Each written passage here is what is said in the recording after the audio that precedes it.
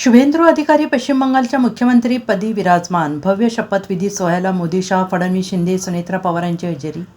पश्चिम बंगालच्या राजकीय इतिहासात आज एका नव्या युगाची सुरुवात झाली आहे.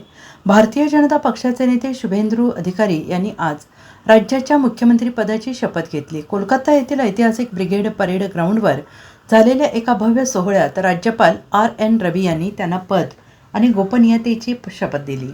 या ऐतिहासिक सोहळ्यासाठी पंतप्रधान नरेंद्र मोदी यांच्यासह देशातील दिग्गज नेते उपस्थित होते.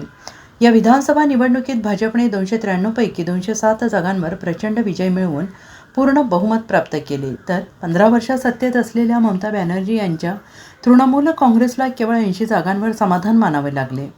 स्वतः शुभेंदू अधिकारी यांनी भवानीपूर मतदारसंघातून ममता बॅनर्जी यांचा पराभव करत जायंट किलर ठरले होते. शपथविधी सोहळ्यापूर्वी पंतप्रधान नरेंद्र मोदी, शुभेंदू अधिकारी आणि प्रदेशाध्यक्ष समीक भट्टाचार्य एका विशेष रथावरून व्यासपीठाकडे रवाना झाले.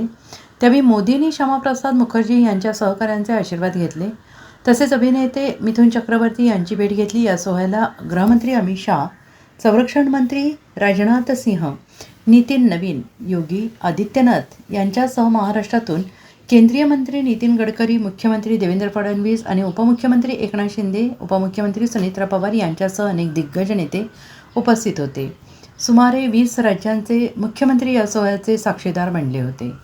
Bureau report, SBN Marathi, Kolkata.